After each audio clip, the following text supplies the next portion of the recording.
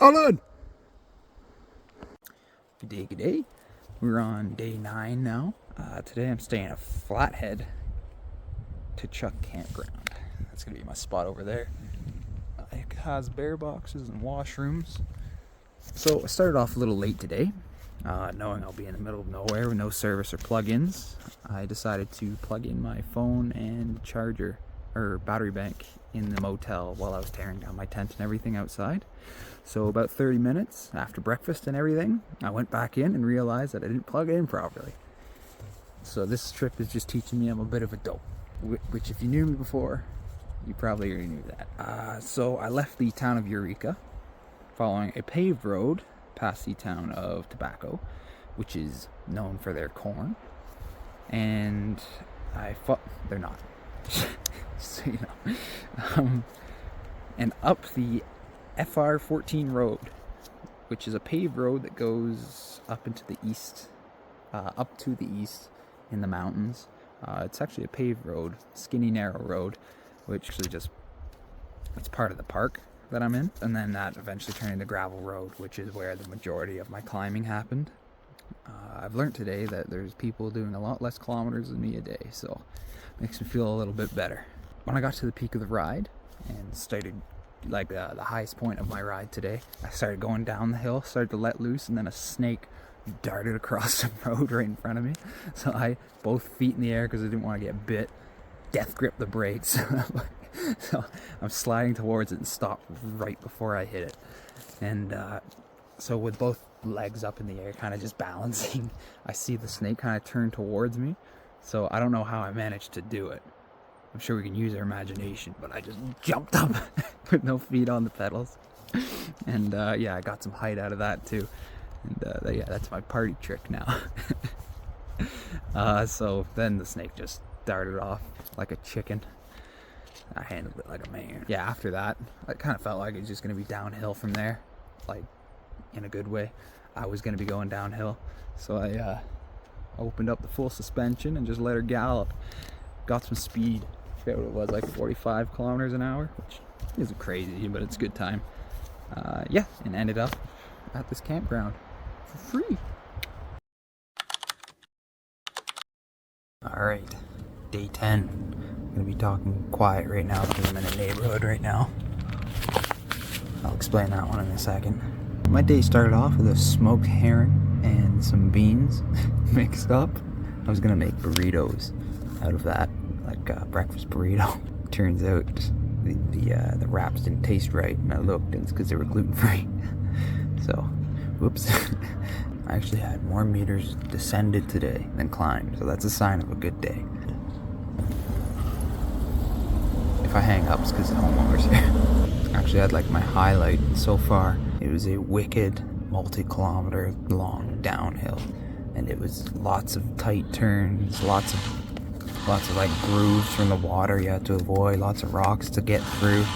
So it required a lot of focus, and it was quick. I think my max, like the fastest I went down that was like 52 kilometers an hour. It was actually leading up to a trailhead for hiking and also like UTVs and stuff. So going that fast with that much stuff, it was quite dumb, I'm not gonna lie. But I rolled the dice and it paid off. So I'm a gambling man, and I'd do it again. Because it was quick and it was dumb because you couldn't see around the corners or nothing. But so then I made it just north of Whitefish, which is a town where I met a nice fellow who he's a fan of the Divide Riders, and he offered me to stay on his property. That was at like 5:30 or 5, and I wanted to get some more kilometers in, so I kept going. Well, him and I both thought that where I am now, Columbia Falls, would have some places to stay, and I thought that too. Both of us did. And I got here and I should have looked before because there's nothing here. So yeah, he rode for me until we got to Whitefish, or yeah, something like that.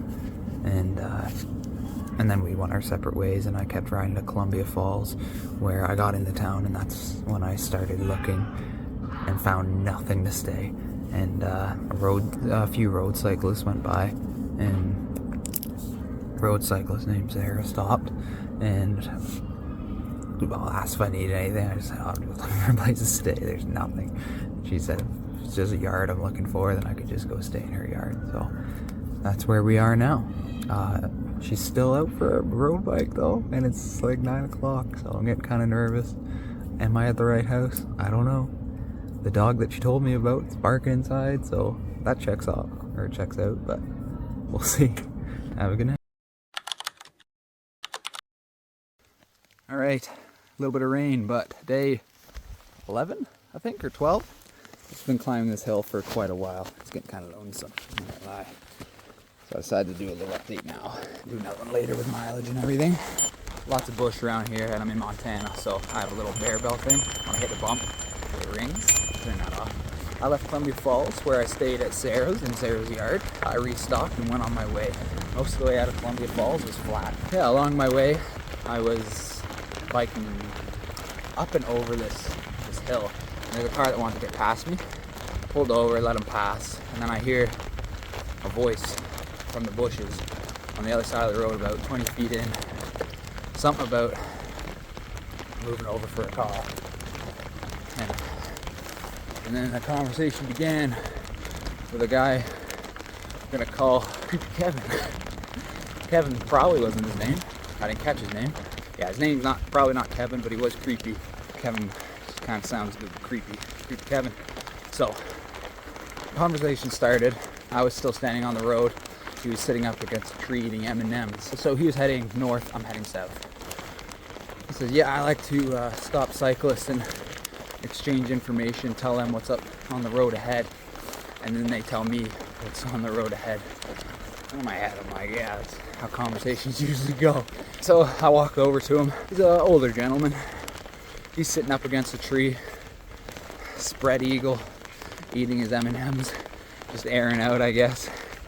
So I got to see it, now you get to picture it. And Mr. Creepy starts conversation by telling me that there's places along the road, like along the route, that actually give Divide riders free beers. And as he's telling me this, a woman probably lives in the area, just going for a gravel bike ride, just starts riding by, and he says, loud enough for her to hear, pretty woman on a bike. I thought it was kind of weird that he just catcalled this woman. I think that's I don't know, it's creepy to me.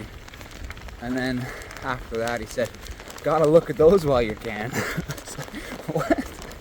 This poor woman's just trying to ride her bike, man, leave her alone. So I looked at it with a blank stare, and we moved on from there. Other turning points for me with this guy was being interrupted like crazy. I hate that. That's why I like doing this, because nobody can interrupt me. I just talk. And so yeah, the conversation went on. And by conversation, I do mean him talking and me. Just yep, okay, yeah. And so he was showing me the addresses and everything of these places where you can stay for free. He says, yeah, and when you're down in this area, you know, you better make a lot of noise. You know, there's a lot of poo and scat. And he's like, you know what scat is? I said, shit. He said, what? Poo's more polite word. Whoa, sorry for hurting your virgin ears, buddy. After that, he said, you're gonna want to make a lot of noise going through those, you know, singing and like talking, whistling. Like, I'm not singing to no bear. Get out of here. They're just gonna laugh at me. And so, twinkle, twinkle, little sinner. That was a bit. Look, I broke the stick. Oh, Jesus. Yeah, I just gotta tell the bears jokes instead. But anyway, after that, I got out of there. I went to a coffee shop. There's a really small one just outside this woman's house that she made. Got myself a cappuccino, and there's a dude making something carpentry, doing a little bit of woodwork off to the right. As I was packing up my stuff, finished my coffee, he starts trying to like move this big piece of wood that he's created off of his workbench, and he's trying to slide it down these things, and I say, hey, do you want a hand with that? And he's got ear pro on like a loser. I wear ear protection all the time. So he didn't hear me, ended up falling off. And I jog over, and then he sees me, takes off the ear. Oh man, I almost had it. It's like, yeah man. I help him flip it back over. It's like, so what are you building anyway? The woman that, oh, there's a car coming. There's no car coming, that was just my imagination. So he said, the woman wants to make this like a place for bike packers. And so I'm building her an outhouse. I was like, oh, nice. That's awesome. You want me to try it out for you? It's just like plywood and 2x4s. And all I got was a, no. So, I guess he's heard that one before. I mean, I thought it was a pretty cool idea. But, not to use the toilet, but to like make it for bike packers. She said you could camp out there at some point. I thought that was cool, not using the guy's unfinished porta potty. After that, yeah, I just basically found this hill and started climbing it. Oh, the GPS found it, but I'll give you an update on mileage and whatnot later. So on the second part of day 11, I left in my ums just so you can appreciate what I've been doing this whole time on taking out all my ums. This is like a minute clip and my ums are just off the chain. It's crazy.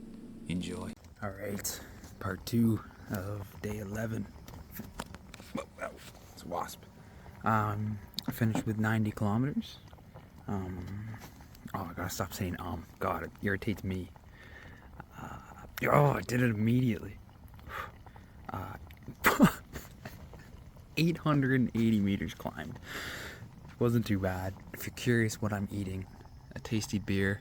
I brought that all the way from Columbia Falls. There's 2 packets, so get those calories.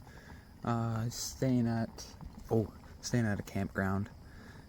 I gave the guy, it was $28 for a tent site, and then you can also rent those yurts, and then RVs as well. Gotta stop saying it. But campsite is like $28. I accidentally slipped the guy 2 20s by accident, still counting out more, and he gave it back to me because he's a gem. Better man than I, that's for sure. No. So better leave this guy a good review. Alright, have a good night.